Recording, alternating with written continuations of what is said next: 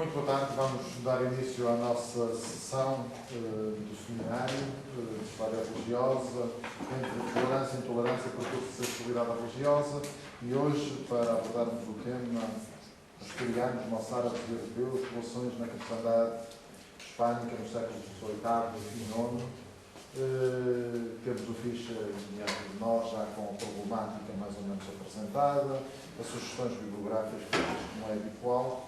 E temos connosco para abordar o tema Francisco Luís Del Real,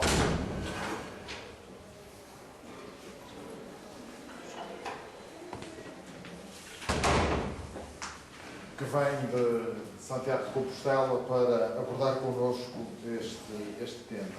Temos também uma resenha biográfica de currículo na parte de trás da folha, que eu não vou ler na totalidade, apenas recordar um outro aspecto.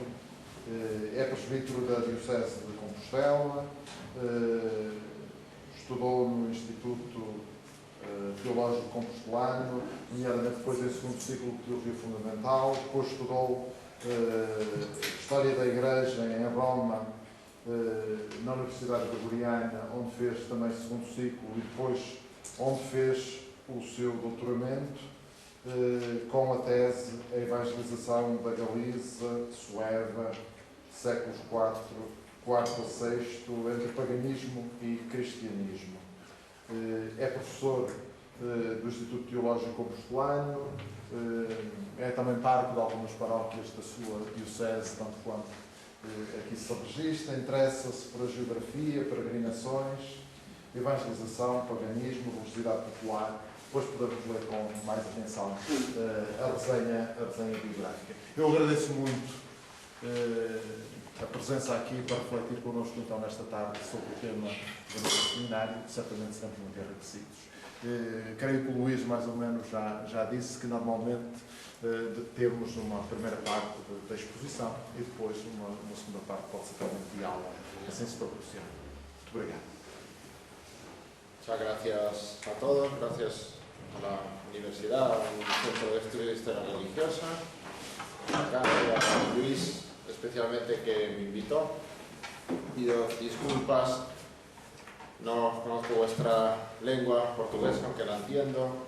Espero que vosotros me entendáis a mí, aunque no habléis. En la bibliografía seguramente tengáis referencias en portugués, yo os he pasado las que conozco mejor. Y en primer lugar quisiera justificar el título, Astures, mozárabes y europeos, hasta ahí claro, relaciones en la cristiandad hispana de los siglos VIII y IX. Dado el contexto de las sesiones de este año del Seminario de Historia Religiosa, me pareció que en mi ámbito de estudios podía ser interesante abordar, y ahí es donde la palabra relaciones es la más gallega, la más evasiva. Porque si habláramos de tolerancia, entonces tendría que decir, es el primer punto de introducción, es un concepto demasiado moderno para la Edad Media. Y a costa de querer ver las raíces de nuestra mentalidad moderna en otros periodos, podemos caer en el anacronismo. Pero tampoco quiero, y es parte de la introducción, que nos quedemos en visiones demasiado hechas ya de un periodo, la Edad Media, que es fabuloso y fascinante, y para nada un periodo terrible, aunque la presentación de diapositivas que estábamos viendo hasta ahora eran todas del Beato del Apocalipsis, del Beato de Líbano. Entonces, por eso escogí relaciones, porque habrá momentos más positivos, momentos más negativos, y en todo caso los ámbitos están claros. Hispania, la península ibérica, era fundamentalmente musulmana, árabe, aunque no significa lo mismo, y todavía en estos primeros siglos mayoritariamente cristiana. El reino de los Astures. Por cierto, tenemos ahí un mapa que es como reflejaban, veían, representaban el mundo en la época que nos ocupa. Ese sería el contexto de los orígenes de la cristiandad y del cristianismo. Cuando hablamos de cristianismo occidental y oriental, a veces nos olvidamos que no son dos realidades paralelas. Oriente es el origen de donde surgió el cristianismo y tenemos cómo se expande y se distribuye por las tierras que después ocupará precisamente el Islam, aunque no de manera homogénea. Y finalmente el panorama europeo, que conocemos todos muy bien, pero conviene recordar, en el momento en el que la península ibérica está ocupada por los visigodos y parte de Francia, la narbonense, el reino de los francos en forja, en formación, y el resto del panorama de Europa en aquel momento.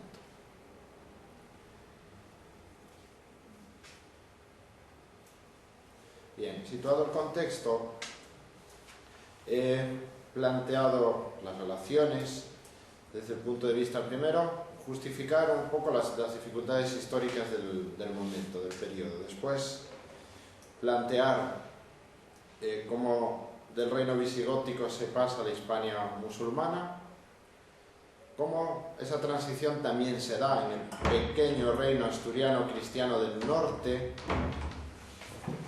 y después finalmente las relaciones de toda la Hispania con el resto de Europa en el momento.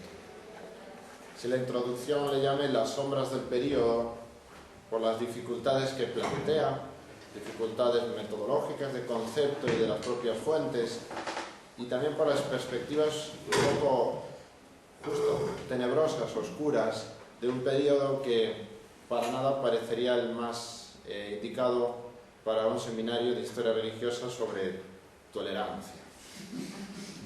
Por eso termino con las luces del periodo, porque nos podemos llevar también engaños y al mismo tiempo matizamos lo que significa también intolerancia. Bien, siglos oscuros. Muchas veces, sobre todo fuera de la universidad, se caracteriza la Edad Media y mucho más los siglos VIII, IX y X como una época oscura.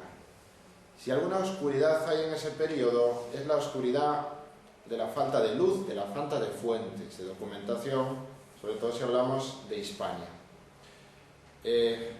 Como historiadores, como humanistas, como investigadores, tenemos que evitar el juicio peyorativo de calificar un periodo de negativo, o, como se ha hecho en la historiografía hispana, o por lo menos en la española, pasar de un extremo, ver los orígenes del cristianismo y el nacionalismo español de los años 50 y 60 en el reino astur que resiste a la invasión musulmana, o el extremo contrario, idealizar al Andalus y el Islam en detrimento del cristianismo.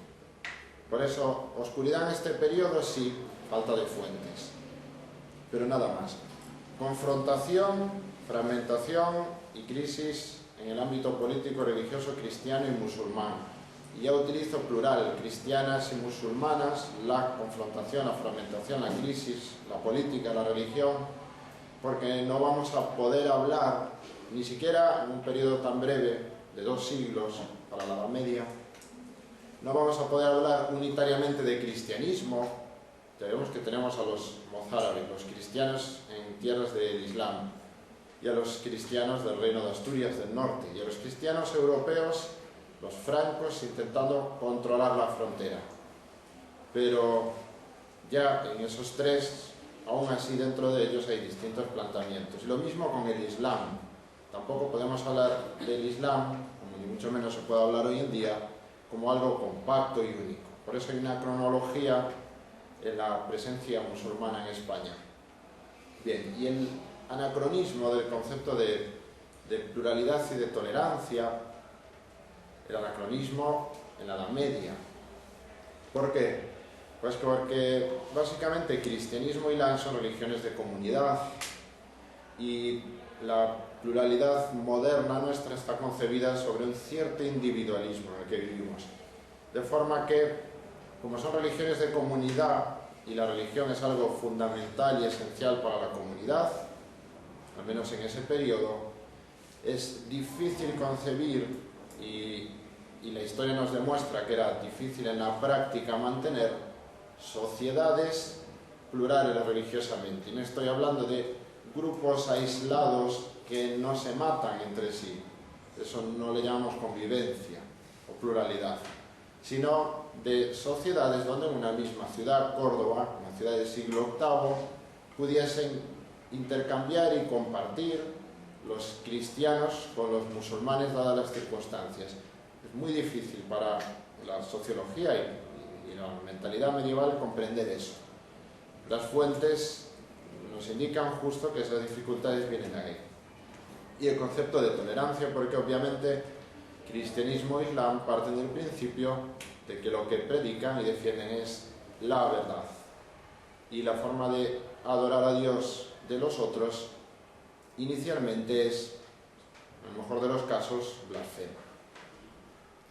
Bien, con esas sombras vamos a ver qué podemos conocer y sacar de este periodo desde este punto de vista, de relación, de tolerancia como concepto moderno. Bien, nos encontramos que la península ibérica, nuestra actual Portugal, España y una parte de Francia, había pasado del apogeo cultural del reino visigótico, cultural y literario. Una figura como San Isidoro de Sevilla nos lo demuestra con su gran producción, con la recopilación de la romanidad. Roma no había caído en España y habíamos pasado a la barbarie. Roma, la cultura, la religión, la lengua, cristianismo, religión latina, la lengua y cultura clásica, la habían heredado los hispano-romanos visigodos. Y de hecho, muchas veces hablan de sí mismos en esta línea. Y la historiografía, porque en la gran producción literaria de Isidoro entra también recopilar la historia, las crónicas. Son conscientes de ello. A finales del siglo VI y durante todo el siglo VII nos encontramos esas figuras: Isidoro, Leandro, Braulio, los concilios de Toledo, la recopilación jurídica de los concilios de la antigüedad que se está forjando en torno a los visigodos, incluso artísticamente, eclesialmente. Entra en crisis a finales del siglo VII y, como se afirma muchas veces en historia y la concepción de la política, los grandes reinos suelen caer ya antes por corrupción interna de que el enemigo los ocupe. Y ese contexto que más o menos conocemos también, que las fuentes nos cuentan siempre desde un punto de vista concreto, en el que el reino visigótico, donde el rey necesitaba de los apoyos y de la elección incluso de sus aristocracias, aunque fuera un rey, uno de los primeros reyes de Occidente en ser consagrado y ungido por la misma Iglesia, se fragmenta y se divide los apoyos de los visigodos, y como encontraremos más adelante, son algunos de esos señores cristianos visigodos los que facilitan en parte la presencia del Islam, que entre tanto se ha ido expandiendo. Como hemos visto, ya había llegado al norte de África y estaba a la espera de entrar en la península, y no le resulta difícil. En muy pocos años, Hispania pasa de ese reino floreciente al Islam, a ser musulmán. ¿Cómo? Pues muchas veces a través de pactos. El Islam que llega a la península, que por cierto solo una minoría son árabes, la mayor parte de las tropas son bereberes, con lo cual cuando se habla de la arabización de la península ibérica, se habla primero de la arabización de los propios conquistadores, cuyo carácter y lengua árabe todavía tiene mucho que evolucionar. Bien, las comunidades hispanas, las distintas iglesias, pueblos, ciudades, se adaptan al nuevo poder árabe de una forma bastante...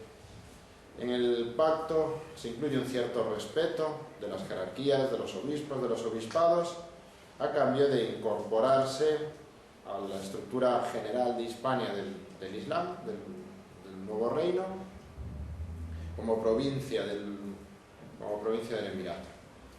Entonces tenemos una cierta convivencia en la mejor de las circunstancias posibles, algo de conversión, aunque inicialmente escasa, poca, y después también oposición y martirio. Una breve cronología de la presencia islámica en Hispania, esa conquista inicial velocísima que lleva a los árabes hasta el centro de Francia, donde serán frenados, y es uno de los puntos que marca también el apogeo del resurgir de los francos hacia las glorias carolingias e imperiales, es precisamente el haber frenado el Islam que entraba en Francia.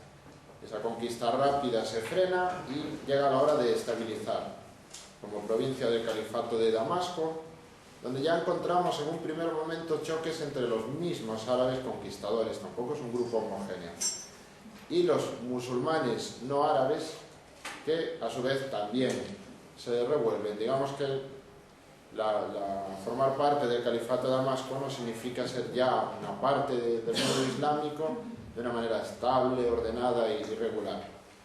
Las divisiones ya las hay entre ellos. Se independiza como un emirato, la dinastía Omeya. Tenemos ahí nombres de algunos de los emires. Abderramán III se autoproclamará califa y será el que dará comienzo al Califato de Córdoba, que es probablemente el periodo en el que sí que se va correspondiendo ya esa imagen utópica de Al-Ándalus que se ha forjado al menos en la literatura y historiografía española durante las últimas décadas. Hay periodos más tranquilos, como la primera línea, la segunda, Abderramán II y Muhammad I, es un periodo más convulso, más violento. Digamos que dependiendo de cada momento y dependiendo de cada emir o cada califa, la relación con el cristianismo es más o menos compleja.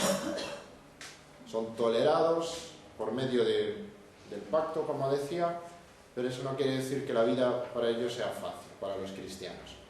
Y finalmente se disuelve el califato, esas divisiones internas que se habían manifestado en el cristianismo se manifiestan igual políticamente en el Islam, y los reinos de taifas que dividen a la península en multitud de pequeños reinos, circunstancia que también aprovechará el cristianismo para irse expandiendo de nuevo.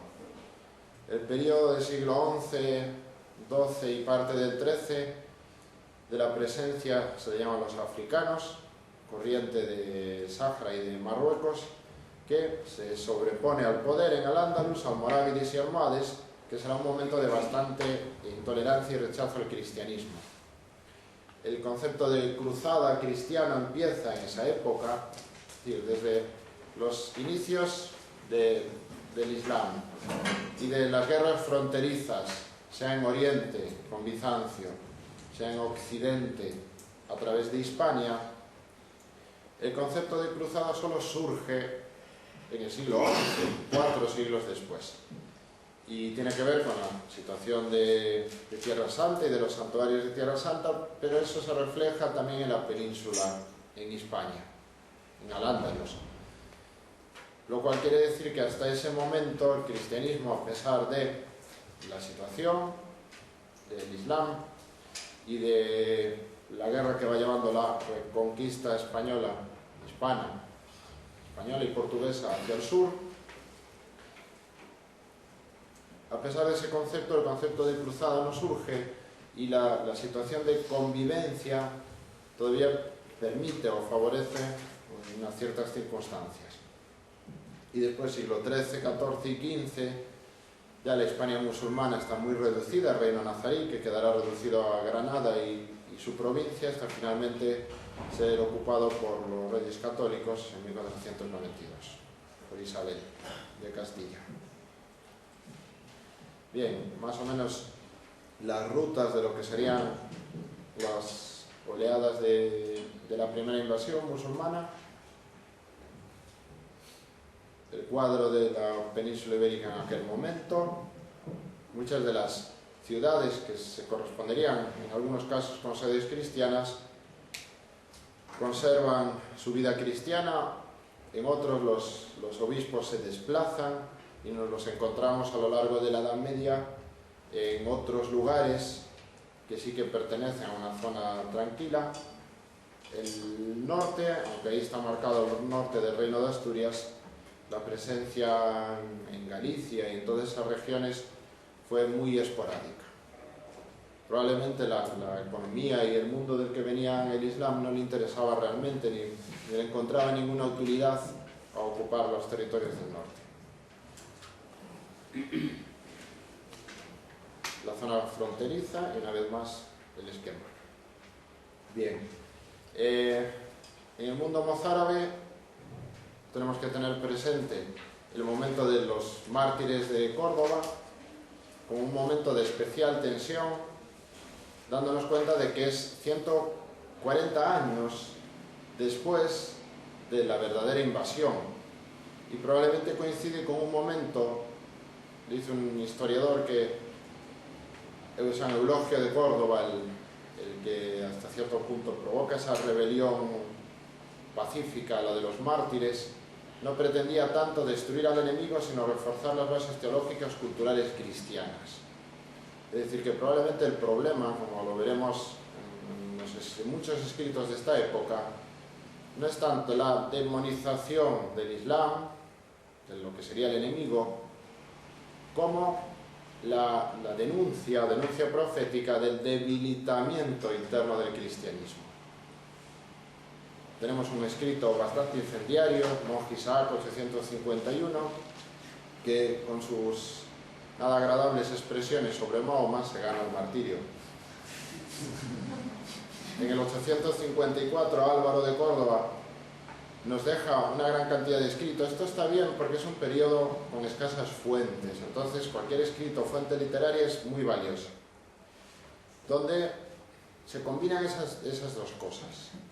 Por un lado, sí, es cierto, el rechazo al Islam, que de hecho empezaba a ser visto como una religión distinta. La primera impresión del cristianismo hacia el Islam era la de una variante más de tantas herejías o de tanta heterodoxia en torno a la concepción de la Trinidad y del cristianismo. Un poco antes de este periodo, en Damasco, en Siria, Juan Damasceno, un gran escritor del mundo oriental griego, de la patrología griega, prácticamente denominaba a los musulmanes, pues en las muchas denominaciones que incluían, una herejía cristológica más. No era consciente de que fuera una religión distinta. Y Eulogio de Córdoba, que hace memoria, liber memoriale, y elogio, encomio de los mártires, y también una apología del propio martirio.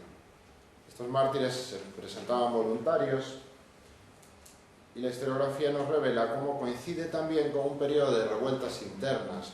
Algunas de esas revueltas empezaban por ser revueltas internas de musulmanes contra musulmanes, de bereberes contra las autoridades de Córdoba, o incluso de autoridades entre sí, en las cuales los cristianos visigóticos se introducían. En otro caso eran directamente rebeliones de comunidades, Toledo, por ejemplo, como cristiana, como mozárabe, contra la autoridad cordobesa musulmana, que ya llevaba un siglo establecida. Respecto a la literatura árabe, que recojo lo que dicen los historiadores, es un mundo que, pues desafortunadamente, desconozco.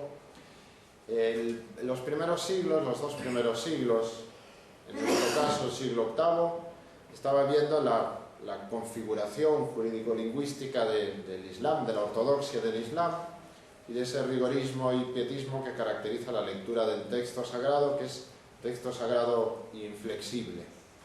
Pero en cambio, sí que se abrirá el Islam, como mundo cultural religioso, a expandirse desde el punto de vista cultural y científico y literario, pues por todo lo que sea campo práctico, no religioso, no teológico, técnica, medicina, política, lo militar. En Hispania todavía en el siglo VIII no nos encontramos más que los propios intentos de los invasores, que eran una minoría árabe, pero incluso pocos de ellos de raza árabe, de origen árabe. Ellos mismos van arabizando su propia cultura, imitando y recogiendo de Oriente. de Bagdad. Y en el siglo IX-X nos encontramos ya con un género, ni el nombre ni la literatura realmente nos interesa tanto de centrarnos, de pararnos ahí, sino que lo que interesa es que ya empezamos a encontrar esa recopilación, ese trabajo de recopilación cultural que caracterizará lo mejor del Islam en Hispania, no solo en Hispania, pero aquí es donde nos interesa. Un tratado enciclopédico larguísimo donde incluye las genealogías. Las genealogías son interesantes porque, a pesar de la fragmentación, ese interés del Islam por revalorizar lo árabe, cuando se expande a otras culturas y empieza a echar raíces, el proceso de inculturación es un concepto totalmente distinto que en el cristianismo. Tal vez falte ese concepto teológico que en el cristianismo es el germen de toda inculturación, la encarnación. Entonces buscan genealogías para justificar su conexión con los orígenes. Pero bueno, la poesía también, la política, lo militar, la antropología, geografía, zoología, medicina. Siglo X-XI nos encontramos literatura panegíristica al servicio del poder y figuras donde ya también aparece el carácter polifacético de político, de filósofo, de genealogista, de teólogo también, tal vez por eso es calificado de figura heterodoxa. Y solo a partir del siglo XI y XII empiezan a tener perspectiva en el mundo islámico para escribir historia en árabe. Con lo cual muchas de las crónicas que nos encontramos del periodo, las más antiguas son precisamente las crónicas asturianas, latinas, cristianas, y posteriormente estas crónicas que nos dan el contrapunto, la otra perspectiva. Y en el mundo mozárabe, en el cristianismo dentro del mundo islámico, nos encontramos un esfuerzo por pasar al árabe la cultura cristiana. Es especialmente interesante, o por lo menos me lo he encontrado más en mi ámbito de estudios, un calendario cristiano-musulmán. El calendario cristiano, con sus fiestas, con sus santos, con sus conmemoraciones, y el calendario musulmán también, redactado en latín por Recemundo, obispo de Elvira, Granada, y traducido al árabe por su secretario.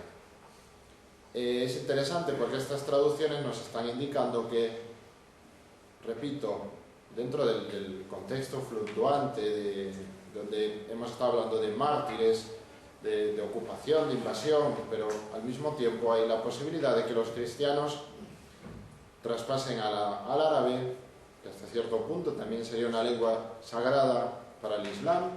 De hecho, desprecian bastante a las otras lenguas, textos cristianos que serían textos obviamente blasfemos y heréticos para ellos. De todas formas, el propio Corán en esto es complejo porque da pie a ambas cosas. Tiene suras donde alaba o por lo menos respeta a judíos y cristianos, como no podría ser menos si realmente vemos fríamente, racionalmente, pero también cristianamente, el origen del Islam y las raíces comunes. Pero por otro lado también tiene suras donde se fundamenta lo contrario.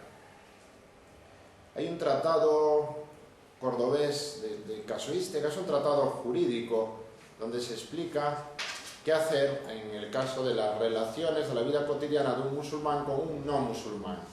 Es interesante porque es la única fuente prácticamente para la vida cotidiana, tanto como matrimonios mixtos, la vestimenta, la comida, comidas prohibidas para un musulmán y en cambio toleradas, aceptadas y a lo mejor incluso probablemente promovidas por los cristianos, y hacer en muchos casos de esos. Los historiadores dicen que este libro demuestra que en la vida real, cotidiana, la fluidez entre las comunidades cristiana y musulmana viviendo en la misma familia era real. ¿Pero por qué lo dicen? Porque de la misma manera que en los sínodos medievales nos encontramos repetidamente muchas condenas y el historiador concluye, solo se condena aquello que está sucediendo. Entonces, realmente el tratado lo que hace es vetar y limitar, en muchos casos, esas relaciones. Deducimos que cuando las prohíbe es porque existían. así son las cosas. Lo siento si hay algún jurista o historiador del derecho aquí presente, porque lo que acabo de decir es bastante desalentador. Bien, a los cristianos se les llamaba nazarenos, no árabes o simplemente gente del pacto, es decir, comunidades respetadas a cambio de unas condiciones que, por cierto, incluían siempre un pago. Hay una muy hipotética estadística de cómo progresaría la islamización, ya no la arabización, porque hemos encontrado obispos cristianos produciendo en árabe textos litúrgicos cristianos. La islamización. En el siglo VIII es muy probable, casi seguro, que solo una pequeña proporción, los foráneos, los invasores, fueran musulmanes. La mayor parte de la población eran cristianos. Realmente las tropas y el personal árabe que entra en la península en el 711 es escaso. El siglo IX avanzaría el Islam, sabemos de conversiones, o sospechamos de conversiones porque los datos no son como para hacer muchas estadísticas, y es probable que, de la misma manera que en el siglo IX muchos cristianos lo eran solo de nombre, cuando se convertían al Islam no fueran mucho más fieles a la nueva religión. En todo caso, se calcula un 80%, todavía la proporción en siglo... De todas formas, este descenso, este avance del Islam es probablemente una de las razones de los mártires de Córdoba. Lo que buscan es dar testimonio no contra el Islam, sino a la Iglesia, que cada vez está apagándose, y como decíamos políticamente, el reino de los visigodos. No lo habría conquistado el Islam si no estuviera podrido por dentro, por así decirlo. En el siglo X se calcula que ya la proporción es equitativa en la Hispania musulmana, y en el siglo XI, que es el periodo más intolerante desde el punto de vista de la actitud política de los dirigentes musulmanes, la nueva generación, la nueva dinastía, los almorávides, el número de cristianos se reduciría considerablemente.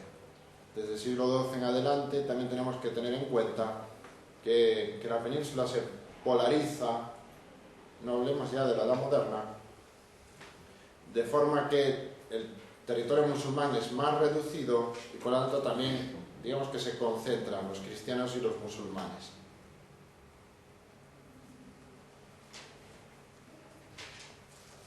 Bien, respecto al reino de Asturias, tenemos ahí más o menos sus dimensiones, sus escarceos militares hacia las ciudades ocupadas más hacia el sur, sin llegar a establecerse definitivamente en esta primera parte, pero sí presionando al Islam y al mismo tiempo atrayendo hacia el norte a los cristianos para consolidar el propio reino. Bien, encontramos en primer lugar, si hablamos de intercambio, de diálogo, una fluidez entre cristianos. En principio se consideran refugiados de los territorios de la franja intermedia, donde el Islam no tiene mucho interés ni mucha estabilidad fuerte de establecerse, y donde los cristianos huyen hacia el norte. Los monasterios son importantes porque es la fuente de muchos manuscritos que nos dejan también la traza del movimiento de las personas.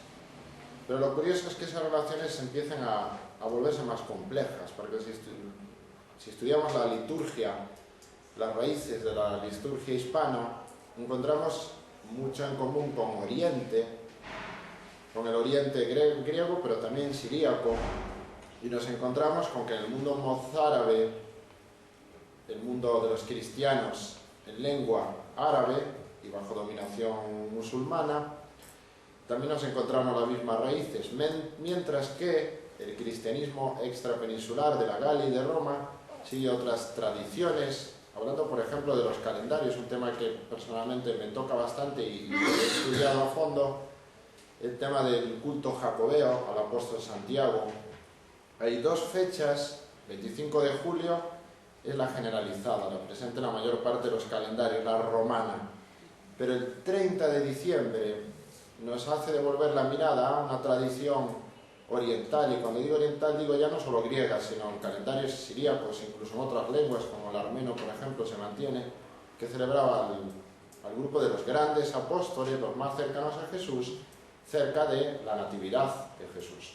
San Juan, San Pedro y Santiago, el mayor. Y se conserva esa fecha, pero es que no solo se conserva en los calendarios mozárabes, en los calendarios cristianos hispanos, o visigóticos que llamaríamos, si conserváramos algunos realmente a 100% seguros de que era así en esa época, sino que está en el calendario ese árabe de Córdoba, con lo cual las interrelaciones entre norte y sur eran mucho más fluidas. Por otro lado, ya no es solo que los cristianos huyan de Al-Ándalus hacia el norte y se refugian allí. Eulogio de Córdoba hace un recorrido por España y va dejando traza, se encuentra y llega a ser conocido en Francia, en el entorno carolingio, por Usuardo, el gran compilador final del martirologio nuestro, que será después el romano. Elipando, arzobispo de Toledo, la causa adopcionista, que es una de las controversias que más nos establece conexiones y relaciones. También tiene ocasión de viajar, llegar a conocer a Félix de Urgell. Urgell es justo esa franja en que el cristianismo se mantiene con la presión de frontera del Islam en los Pirineos, pero al mismo tiempo con la presión de frontera de los carolingios, que quieren poner ahí la marca, la frontera, con su propia identidad. Todos esos personajes viajan, recorren los territorios de España independientemente de la dominación musulmana o cristiana, cristiana de Asturias o cristiana del imperio carolingio, ya imperio, o todavía reino. Y hay una correspondencia entre esos personajes que nos está hablando de una permeabilidad de las fronteras. E incluso, quise citar las peregrinaciones de Santiago, porque al margen de la interpretación política de la conveniencia o del interés, y al mismo tiempo no podemos olvidar la figura de Santiago Caballero, que después tendrá una derivación con el Matamoros, cuyo nombre ya excluyo de este contexto de seminario de historia religiosa. Es secundaria porque la identificación primaria es la de Santiago como caballero. Y cuando hablemos de Beato de Liébana y del libro del Apocalipsis, un caballero blanco saliendo en defensa en época de crisis, ya está perfectamente identificado su origen. Bien, el descubrimiento de la tumba de Santiago y las brevísimas noticias que tenemos para identificar el culto del apóstol, antes hablaba de los calendarios, nos demuestra que, a pesar de la ubicación realmente, es decir, aunque sea en mi tierra, lo voy a decir, es el fin del mundo, aún hoy en día cuesta llegar al resto de la península desde ese extremo.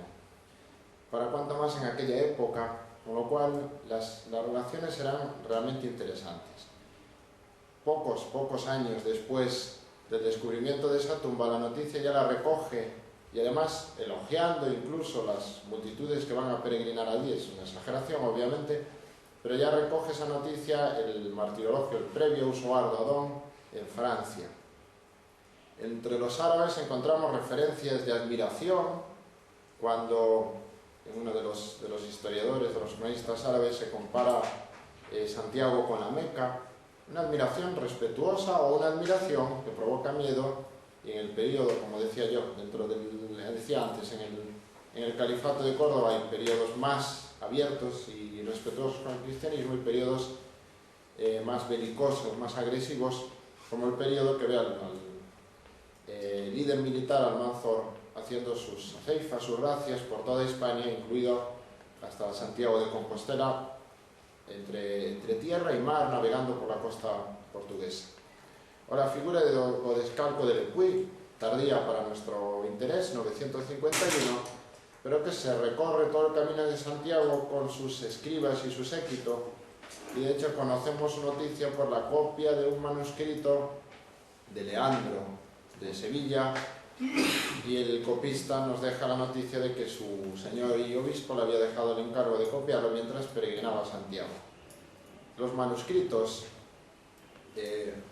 Manuel Díaz y Díaz, de la Universidad de Santiago, que en paz descanse, fue un gran estudioso de la literatura latina medieval, sobre todo alto medieval hispana, a veces cuando uno accede a esa literatura, si existen ya ediciones críticas, el trabajo de la edición crítica es muy penoso, uno disfruta de ellas pasando un poco de largo realmente por la tradición manuscrita.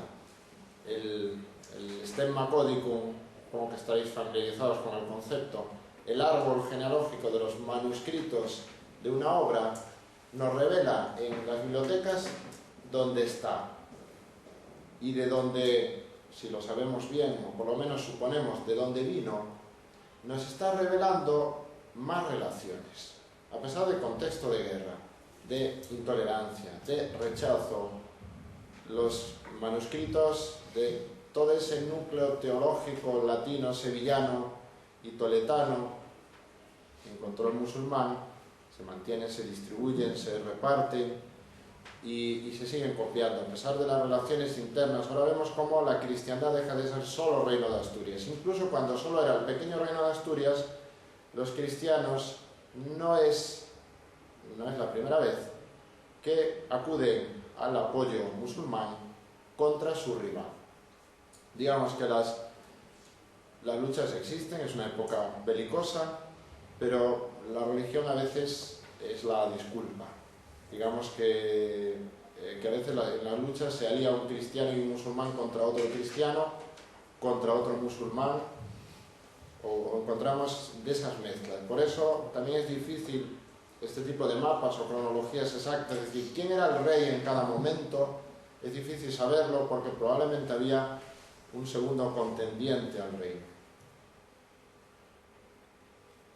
Bien, también dentro de los ámbitos de interés, es también un factor importante en el concepto de diálogo, de relación, la propia relación cultural, artística. Se ha dicho mucho sobre el arte mudéjar, mozárabe, el arte musulmán en Hispania en estos siglos, el arte cristiano. Las interrelaciones son múltiples. El Islam no solo recoge culturalmente en Oriente, nuestra imagen arquetípica de mezquita es la basílica cristiana de Santa Sofía con una media luna y 4 minaretes. De la misma manera, muchos de los conceptos que el Islam trae a España ya previamente los había traducido del griego, del mundo oriental. Otras influencias ya habían llegado a Hispania a través de la gran literatura de la Iglesia en ese momento, que se copiaba y se transmitía del griego al latín. Y por la mía, a veces el reciclaje es literal. Se sospecha que muchos elementos de la mezquita de Córdoba pertenecieron ya no solo al espacio que ocupa a la basílica visigótica de San Vicente. Entonces este tipo de intercambios, de diálogo, podríamos decir, cultural y artístico, está muy presente. Ahí tenemos algún mapa más del periodo, cómo queda recompuesta la península en los reinos de Taifas, esa división que aprovechará el creciente reino de León. Los reinos cristianos del norte ya van cada vez teniendo más consolidación, y el del territorio de influjo de Francia. Bien, Hispania y Europa. Un poco todo lo que he dicho hasta ahora lo recopilo aquí en una serie de caracteres que nos hablan de intercambio cultural. La relación, cuando pongo Hispania, es porque estoy pensando en la España cristiana en territorio musulmán, los mozárabes, la propia Hispania musulmana en algún momento determinado.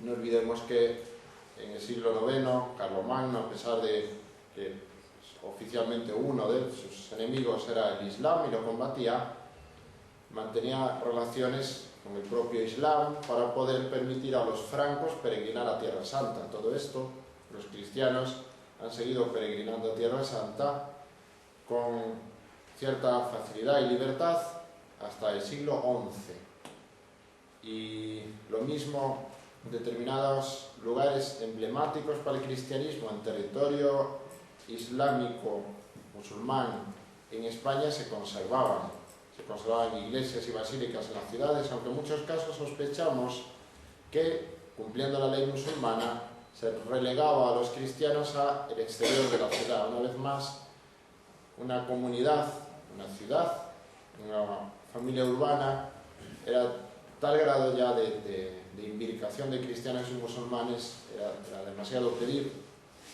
y sin embargo se conservan.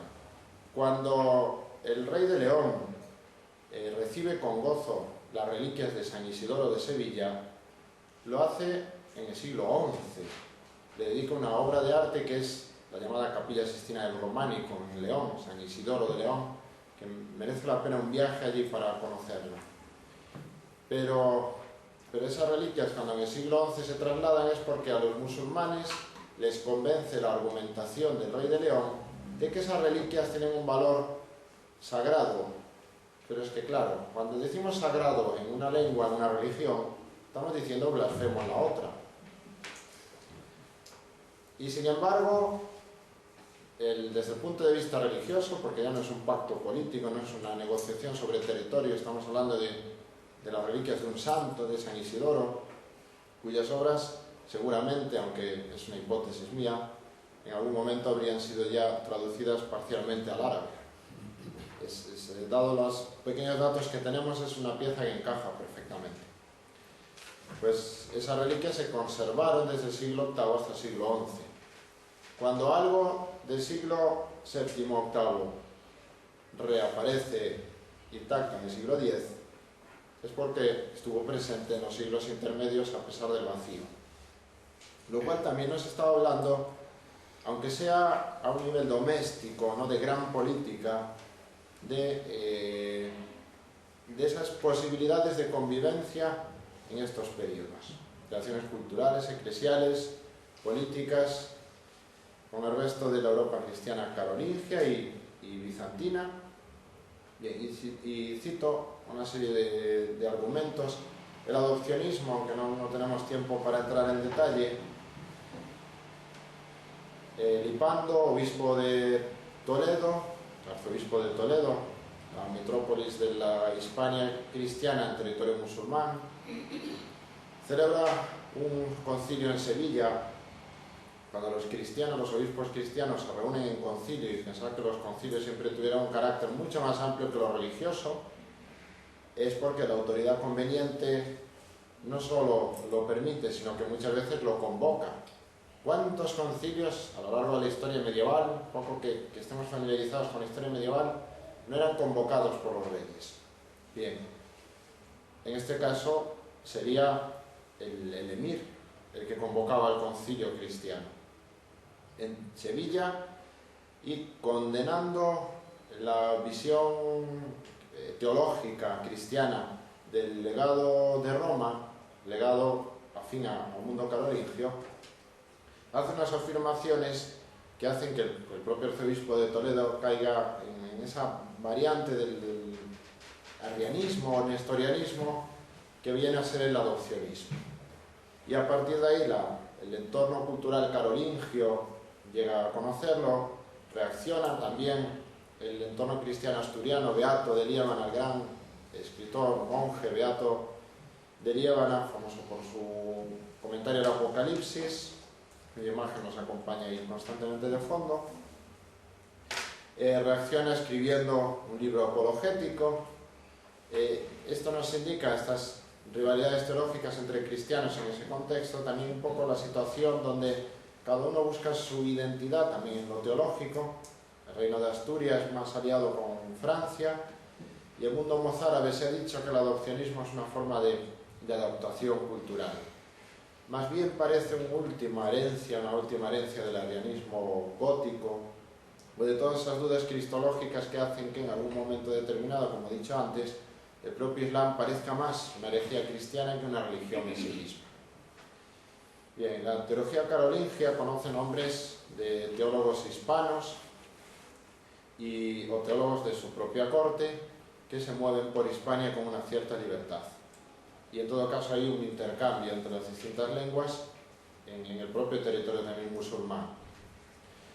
El iconoclasmo, en este caso nos valdría el iconoclasmo oriental bizantino y el iconoclasmo islámico, y probablemente hay una conexión, aunque solo sea cultural, entre ambos. Y el culto de las reliquias y santos. Antes mencionaba cómo calendarios y tradiciones orientales llegan a la península ibérica, y además no sabemos por qué ruta, si por la ruta del Islam directamente desde el mundo oriental, si por la ruta de Europa a través de otras traducciones. Ponía el ejemplo del apóstol Santiago. Dentro de los escritos previos al descubrimiento de la tumba del apóstol Santiago, que nos hablaban ya de que había predicado y su cuerpo descansaba en Hispania, encontramos manuscritos y tradiciones tan dispersos como el mundo céltico irlandés, Inglaterra, libros que circulaban por la península ibérica, por estos monasterios que mencionaba de la Hispania cristiana, pero ya en la frontera con el Islam, y en el mundo carolingio de Centro Europa también. Digamos que los hombres de este periodo del medievo, a pesar de la falta de datos, las interrelaciones de los manuscritos y de las distintas tradiciones, incluso las hagiográficas, el culto de los santos, nos demuestra una fluidez y un movimiento bastante grande. Y influjos, como mencioné, algunos ejemplos entre el pensamiento y el arte, entre el mundo bizantino y el mundo occidental, entre Bizancio y el mundo árabe. El Islam va invadiendo y conquistando, pero también va asimilando, por lo menos en lo cultural. En lo religioso hemos visto que es una religión que se establece de una manera mucho más fija. No permite una exégesis, una teología, un debate teológico como el cristianismo. Y finalmente, del Islam a Hispania. Y volvemos a tener el mapa para ubicar las distintas presencias.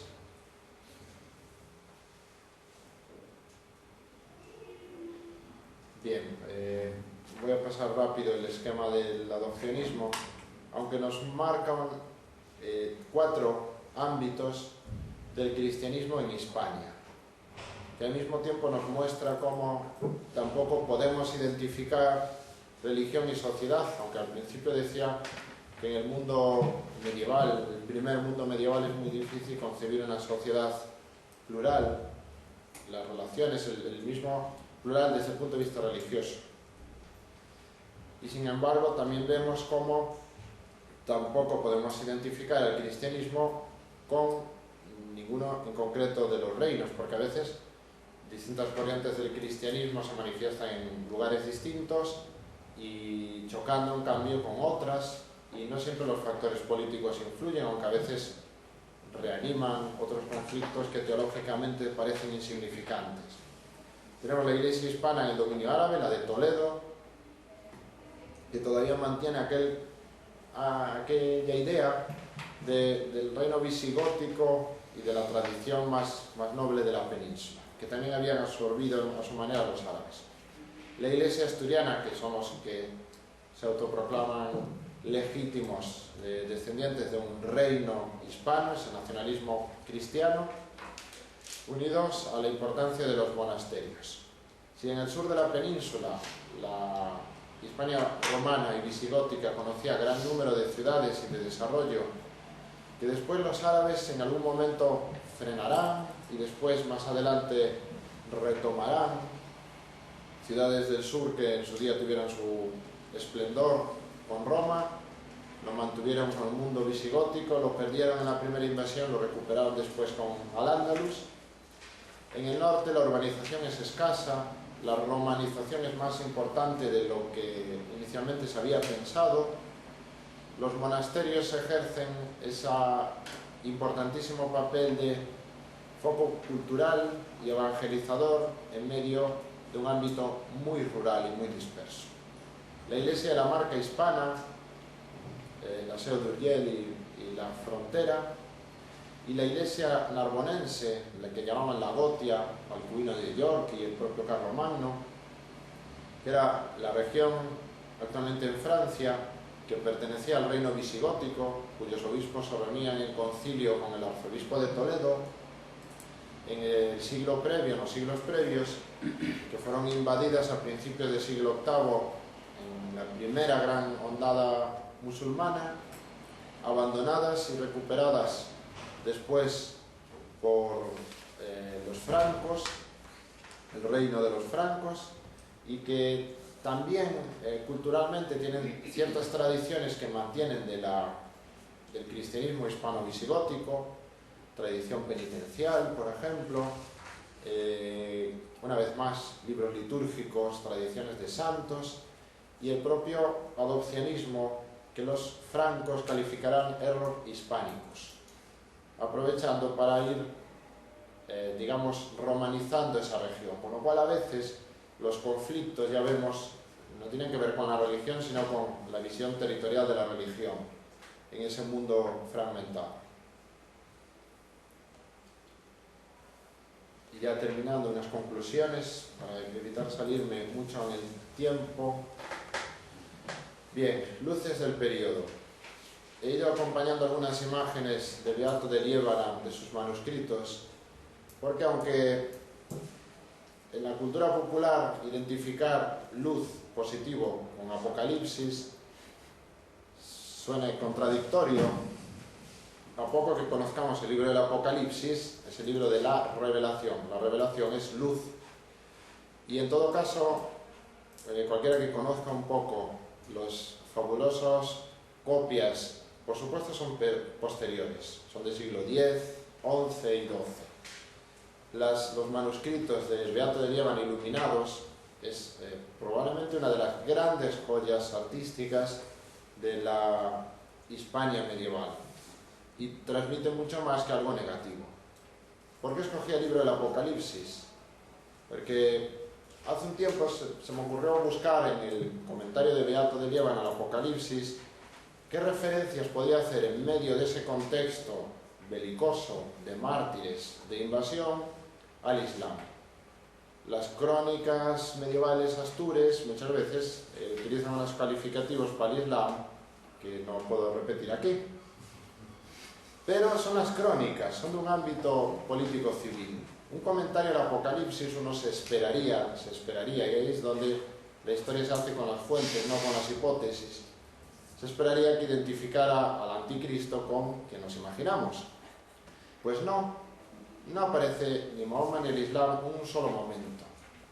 ¿Quién es el anticristo? En el libro del Apocalipsis comenta Beato: los obispos que traicionan a su pueblo y a su religión. Entonces, al final, la apocalíptica no es el género de unos locos terroristas, llamaríamos, utilizando términos modernos, en la Edad Media, sino que es el género profético, como lo era en origen en la literatura judeocristiana de los primeros siglos, de autocrítica y de búsqueda también de esperanza, más allá de la imagen de catástrofe, de final de los tiempos. Otra cosa es que en algún momento determinado también un cierto milenarismo de que en el año 800 se terminaría el mundo, se le acusa a Beato. Pero en su libro del Apocalipsis, en todo caso, su comentario no lo refleja. De la misma manera que los manuscritos, las ilustraciones de los manuscritos son de un esplendor, de una belleza y de una positividad también enorme. Hay un correlato, por cierto, entre las miniaturas del Apocalipsis, del comentario de Beato, y el arte mudéjar y mozárabe contemporáneo. Ha sido muy bien estudiado y da mucho de sí. El monacato es alejamiento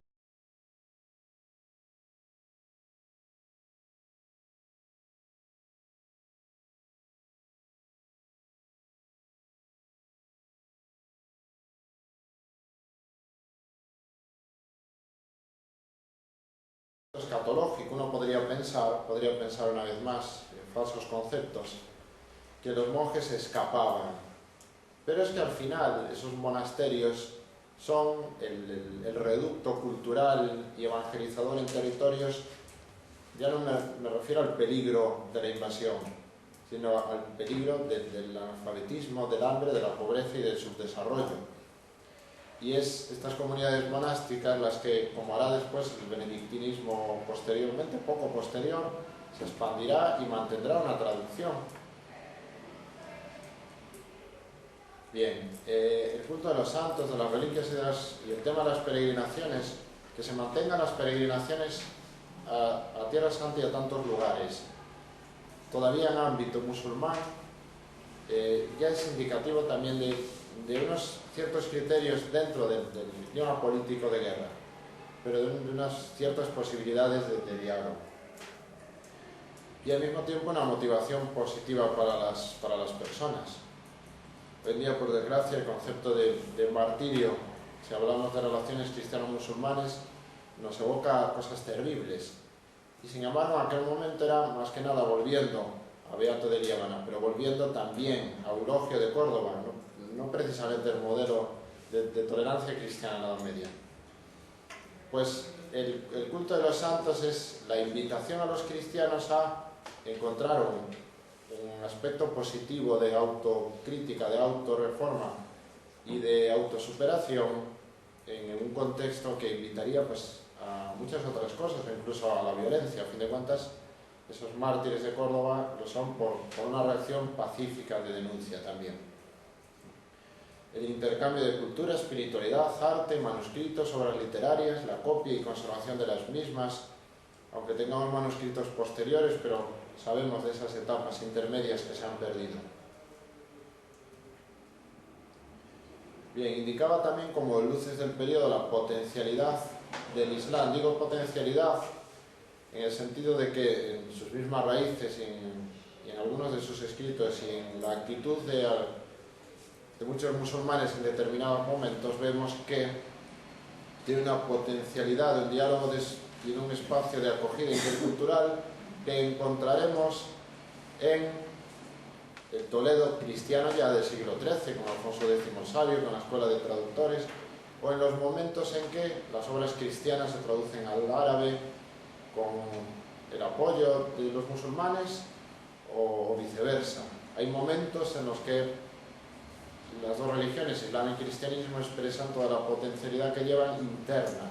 Y hablando no tanto con criterios teológicos, sí, análisis teológico de un historiador, no desde la actualidad, ni desde dentro siquiera, sino tratando de ver lo que ambas religiones, si podemos hablar en singular de cristianismo y podemos hablar en singular de Islam, que me parece ya demasiado arriesgado, ambas religiones contienen una potencialidad que se revela a un momento determinado.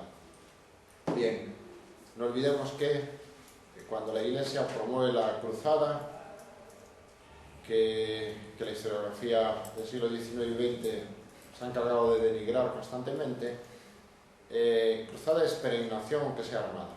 La gran teología de la cruzada, espiritualidad, la establece Bernardo, un hombre por otro lado místico y espiritual en muy buen sentido, y que es el primero que reconoce y que dice: si en una guerra se mata a alguien, esa muerte es una muerte terrible, pero es una muerte en guerra. Si un soldado que va a la guerra mata a un civil en su casa, eso es un homicidio, un asesinato y un pecado, aunque sea musulmán. Eso lo dice Bernardo en el siglo XI. Ese cristianismo obviamente es importante. La cruzada, su gran éxito es conseguir un enemigo común para los cristianos. ¿Por qué? Porque el problema era que se estaban matando entre sí. Y por eso, previo a la cruzada, viene la tregua, la paz de Dios, que consiste en establecer un calendario en el cual, por respeto a la autenticidad cristiana, uno no debe ir a la guerra contra sus hermanos. La Navidad, la Pascua, la Cuaresma, unos periodos de tregua, unos inicios de una cierta derecho de la guerra incluso, para que sea un poco más humano, lo cual nos revela que a lo largo del cristianismo medieval, tan importante o más que la confrontación con el enemigo, que le interesaba a los políticos más que a los obispos o pastores, padres de la Iglesia, teólogos, lo que interesa es la autocrítica. La palabra reforma, el profetismo de la crítica del libro del Apocalipsis es importante. Bien, con esto termino, simplemente dejo una serie de temas que me parece que podemos aplicar al cristianismo y al Islam, que podemos aplicar a la Edad Media a lo largo de sus distintos momentos y periodos, y que de alguna manera quedan presentes, que serían también como unas conclusiones o líneas más bien abiertas. Por un lado, la tendencia rigorista, iconoclasta o anticultural que puede existir en la base de ambas, donde todo lo humano, lo cultural, lo material, ya sea imagen o texto, encarnación, es rechazado. Maniqueísmos, distintas formas de catarismo en el cristianismo o lo que conocemos del Islam. Es un problema de matriz judeocristiana, tal vez mirar demasiado a Dios nos lleva a despreciar lo humano. Y pongo un ejemplo paradójico y paradigmático, la destrucción de la biblioteca de Alejandría. Dicen las leyendas históricas, tradiciones históricas cristianas, que fueron los musulmanes, las musulmanas que fueron los cristianos. Los historiadores modernos dicen que realmente fueron los romanos cuando quemaron los barcos en el puerto de... Digamos que esa joya de la cultura griega, de la cultura helénica, que se perdió y lamentamos su pérdida, todos le han acusado a los demás de, en su fanatismo, verla destruida. Y todos aportaron lo suyo también. El fanatismo de los cristianos de Alejandría, en un momento determinado, unos pocos años del siglo IV, del Islam, esa famosa frase, o lo que hay en esta biblioteca está contenido en el Corán, entonces sobra, o es contrario al Corán, entonces es blasfemo. Bien, esa frase obviamente no es histórica la tradición que nos la transmite, pero es que eso mismo lo dijeron de los cristianos. Bien, pero en ambas religiones en la Edad Media encontramos esa capacidad de copia, conservación, transmisión y absorción de elementos culturales ajenos. El cristianismo griego bizantino. Recordemos, el gran patriarca Focio en el siglo IX, una de cuyas obras más importantes es un catálogo bibliotecario de las obras clásicas griegas que él conservaba. Casi 400 títulos, muchos solo los conocemos por esa obra, por esa referencia suya. En Occidente, al latín también se transmite la cultura, y el Islam es conocido por traducir al árabe un montón de obras clásicas que después serán recuperadas en Europa, retraducidas de nuevo al perderse el original.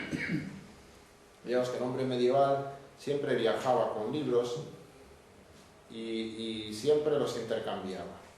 Muchas veces los viajes de los peregrinos medievales, digo peregrinos que es los viajes que más conozco, más he estudiado, incluían copiar manuscritos de obras que sabías que estaban en una biblioteca y que no tenías acceso a ellos, y volver con una copia de ese libro. Bien, otro tema transcultural, transreligioso, y ya voy terminando. Los intereses políticos manipulando las identidades religiosas. Yo diría que sí, también una cuestión, cuando se califica estos fenómenos de larga duración en la historiografía francesa, recorrería hasta la edad contemporánea. ¿Hasta qué punto las luchas entre moros y cristianos son luchas religiosas o son luchas políticas? La capacidad autocrítica la desconozco tanto en el Islam, pero hay un montón de textos cristianos que nos demuestran que el enemigo interno es realmente el peligroso. El demonio, el anticristo, está en los propios cristianos corruptos y corrompiendo la religión, el cristianismo. Y la reforma es una constante. Hablamos de la reforma, pensamos en el siglo XVI, pero la palabra reforma está ahí constantemente en los concilios y sínodos durante toda la Edad Media. Y finalmente, la mística y la espiritualidad, tanto en el Islam como en el cristianismo y sus expresiones poético-artísticas, y lo que he querido llamar ambigua evocación del paraíso, cuya ubicación está en ese cuadrado detrás de la letra hispana. Digo ambigua porque evocando el paraíso, desgraciadamente, sucedió lo que sucedió desde el 2001 a nivel del terrorismo islámico. Evocando el paraíso, muchos escapan del compromiso con la sociedad presente. Mejor monje, más tranquilo. Fuga mundi. Pero es que hemos visto como el monacato cristiano medieval, ya sea benedictino o no benedictino, incluye un compromiso crítico transformador notable para la sociedad. Evocar el paraíso puede ser canonizar una forma de gobierno. Esto ya es el paraíso, le llamamos al Andalus, o Asturias. Pero también evocar el paraíso puede significar, no, el paraíso no está aquí, por tanto, esto todavía es reformable.